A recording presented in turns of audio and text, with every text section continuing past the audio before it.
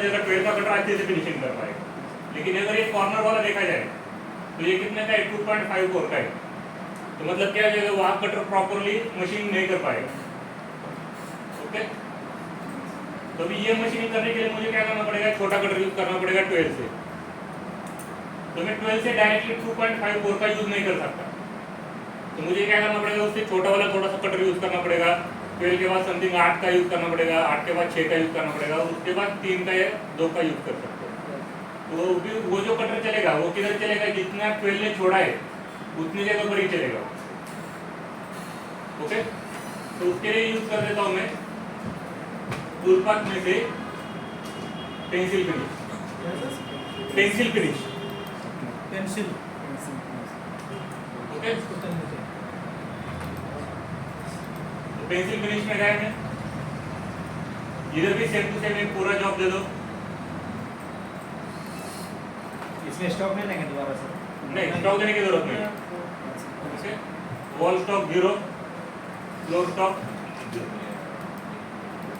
Tool path control same to same मैंने software जैसे पिछले बार बताया था कि भाई इतने एरिया के अंदर चलो, सेम टू सेम वही लाइन यूज किया मैंने सेंटर तक।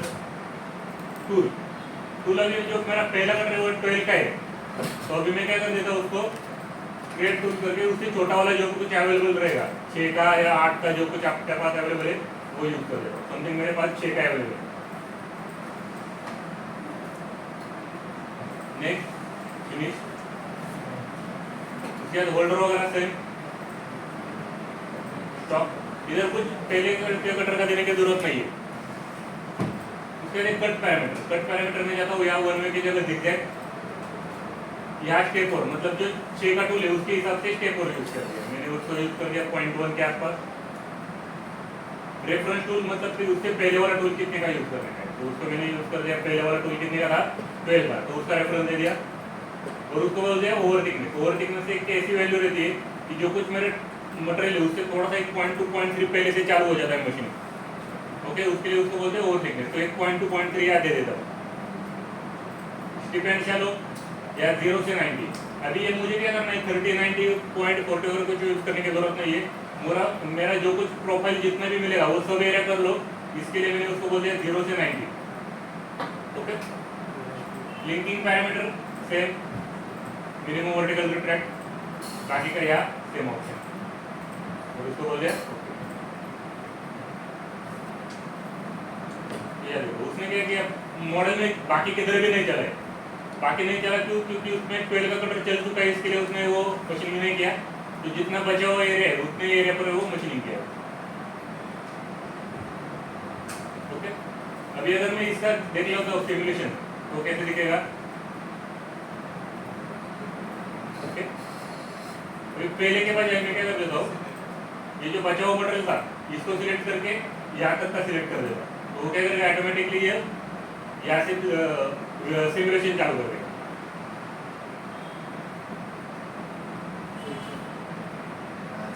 आ गएगा। ओके, मतलब मेरा पहला सिमुलेशन देखने की जरूरत नहीं है।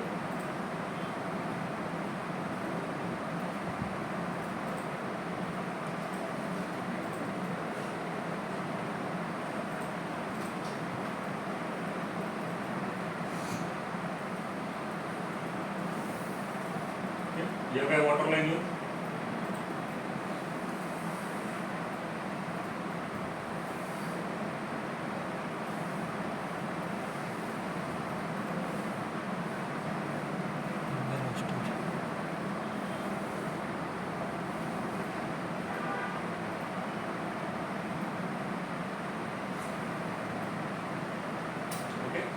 ये हो गया उसका रस्टर।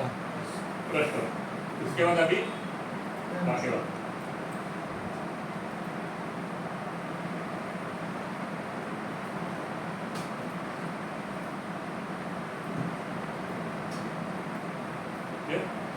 अभी आपने देखा रहेगा कि इधर थोड़ा तो उसने मटेरियल निकाला है, लेकिन फिर भी कुछ ना कुछ तो रह रहा है इधर। ओके, तो उसके लिए क्या करना पड़ेगा, 6 से भी छोटा टूल यूज करना पड़ेगा। तो उसके लिए मैं क्या कर देता हूँ, फिर से पेंसिल में जाता हूँ,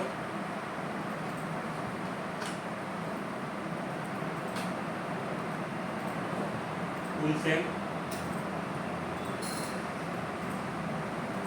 इससे छोटा वाला जो कुछ अवेलेबल रहेगा वो डाल दिया। 4 का डिलक्स है, 4 2 3 का नहीं तो डायरेक्ट 2.5 का भी यूज कर सकते हैं। 2.5 अभी फिलहाल के लिए 2.5 का मैं यूज कर रहा हूँ। पता था वो मतलब इतने छोटा नहीं जाते हैं कभी कभी, लेकिन अभी खाली इधर के लिए मैं बता देता हूँ। ओके, उसके हिसाब से शेप और दे दिया, 6 का कर दिया था वो, और उसके साथ साथ उसका 0.3 और बाकी सब से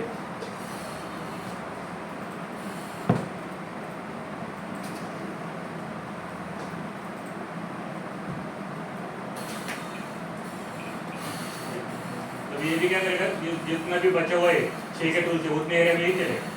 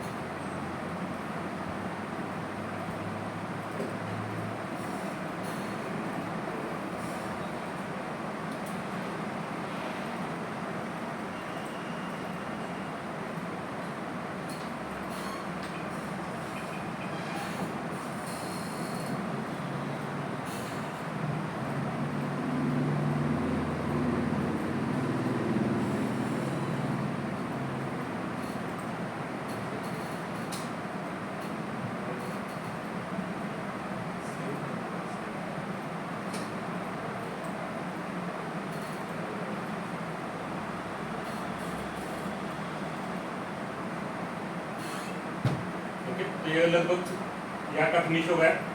अभी बचे मेरा कॉर्नर एरिया, तो कॉर्नर में और ये फ्लैट एरिया।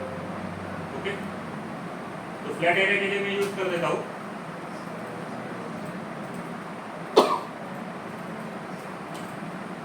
इसमें से हॉरिजॉन्टल एरिया करके। ओके, ये हॉरिजॉन्टल एरिया क्या काम करता है कि मॉडल में से ओनली फ्लैट एरिया मशीनिंग करता है, उससे दूसरा वो प्रोफाइल वगैरह एरिया कुछ भी मशीनिंग नहीं करता।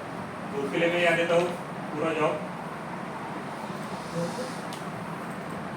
यह वॉल स्टेक देता हूँ 0.05 और क्लोज टॉप देता हूँ 0।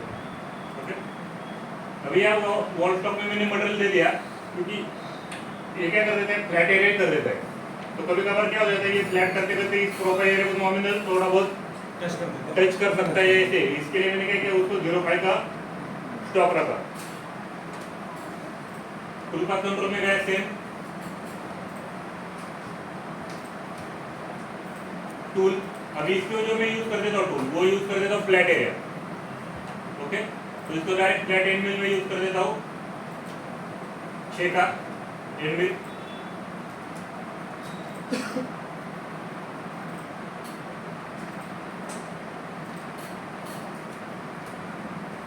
इसको भी स्टॉक को अगर कोई देने की जरूरत नहीं, कट पैरामीटर क्लाइंब रहेगा।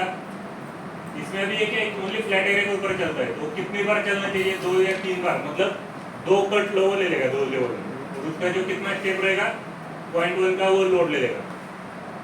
स्टेप और 45 या 50%। ट्रैक्टोरल मोशन ये ऑफ ही रहेगा, डिपेंड। चलो ये इधर भी सेम लिंकिंग पैरामीटर में या मिनिमम वर्टिकल रिट्रैक्ट, बाकी का सब सेम है।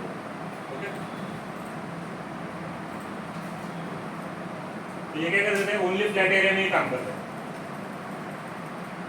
तो उसमें प्रोफाइल वगैरह कुछ भी नहीं लेगा, ओनली जितना फ्लैट एरिया उतने ही ऊपर ही वो टारगेट करता है।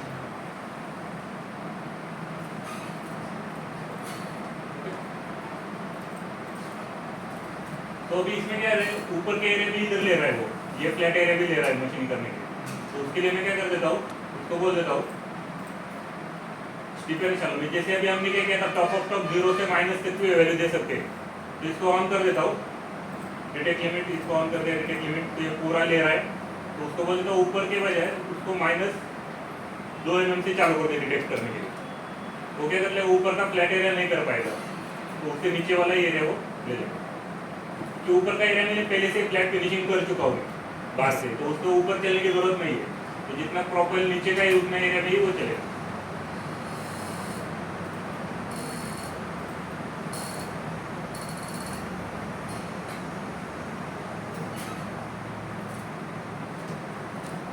बंद कर दिया भाई, ये कुर्सी कौन बिठा रहा है? वो है बच्चा की तरह कर रहा है।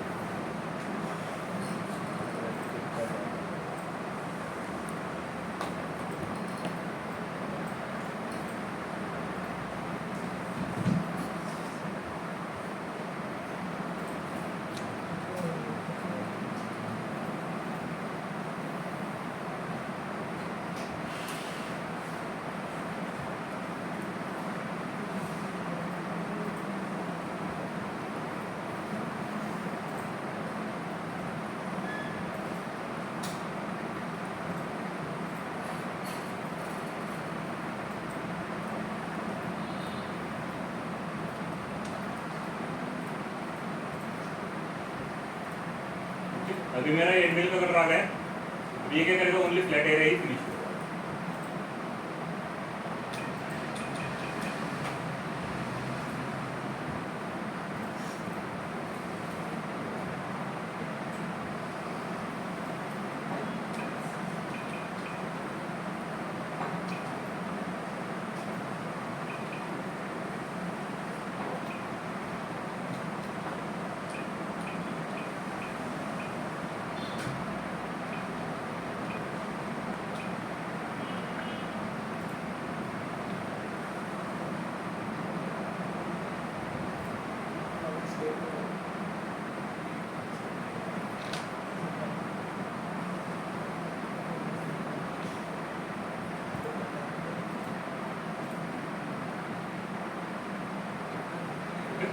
तो ऐसा मेरा पूरा ये डाई फिनिश हो जाएगा।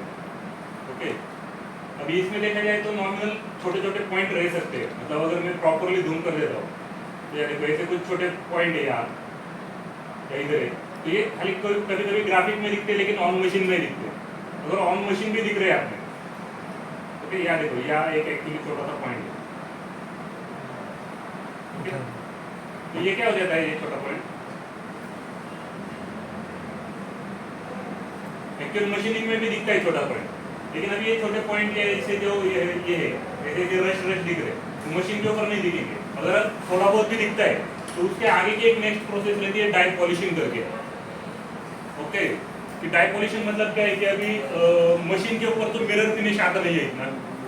नॉमिनल फिनिश तो आप ला सकते हो लेकिन मिरर फिनिश आता नहीं है। अभी समथिंग कुछ प्लास्टिक मोल्ड रहेंगे या फिर कुछ ग्लास मोल्ड रहते हैं तो उनको एकदम मिरर फिनिश चाहिए रहता है। तो मिरर फिनिश मशीन के ऊपर अगर पॉसिबल नहीं हुआ तो उसको जाता है वो ये जो डाई जाती है डाई पॉलिशर के बाद। मतलब डाई पॉलिशर मतलब एक आदमी रहता है जो अपना रेगुलर पॉलिश पेपर या पेस्ट या जो कुछ सॉफ्ट मटेरियल है पॉलिश करने के लिए वो सब यूज करके उस डाई को पॉलिश करते हैं और उसको मिरर फिनिश आता है।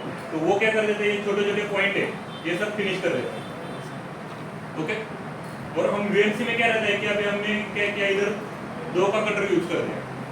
ओके, मतलब 2 डायमीटर का, लेकिन 2 डायमीटर का कटर अगर मैं यूज कर देता हूँ तो उसके लिए मशीनिंग टाइमिंग बहुत जाता है और अगर उसको थोड़ा भी ज्यादा मटेरियल मिल गया तो वो डैमेज हो जाता है। हो जाता है। ओके, तो वो क्या हो जाता है, वो मशीनिंग करने के लिए कॉस्टिंग ज्यादा आ जाती है। तो उसके लिए मोस्टली क्या करते हैं, 2, 4 या 3 mm तक मोस्टली फिनिश कर देते। अगर कोई अच्छा वाला रहेगा तो ही वो फिर 2 या 1 बॉल तक जाता है। नहीं तो अगर रेगुलर मार्केट में देखा जाए तो 4 mm तक का ही फिनिश करते हैं, 4 बॉल या 4 mm तक का। उससे जो आगे वाला है वो सब डाई पॉलिशर सब निकल देता है। ओके, तो वो डाई पॉलिशर निकालने के बाद फिर वो असेंबली या जो कुछ प्रोडक्ट डेवलपमेंट के लिए जाता है। ओके, तो यहाँ तक तो 4 बॉल तक आप यूज कर सकते हैं रेगुलर मार्केट में। तो उसके हिसाब से नेक्स्ट वाला वो पॉलिशिंग वाला कर देगा। ओके, चलिए, तो अभी ये वाले ये जो 2 है इसका प्रैक्टिस कर दो। तो अपना जो 3D वाले एरिया है मतलब 3D एरिया फिनिशिंग वो लगभग सब इस ये जो स्ट्रेटजी है इसके अंदर आपको कौन सा भी जो आ जाए तो इसके अंदर आप सब फिनिश कर सकते हो। ओके, चलिए।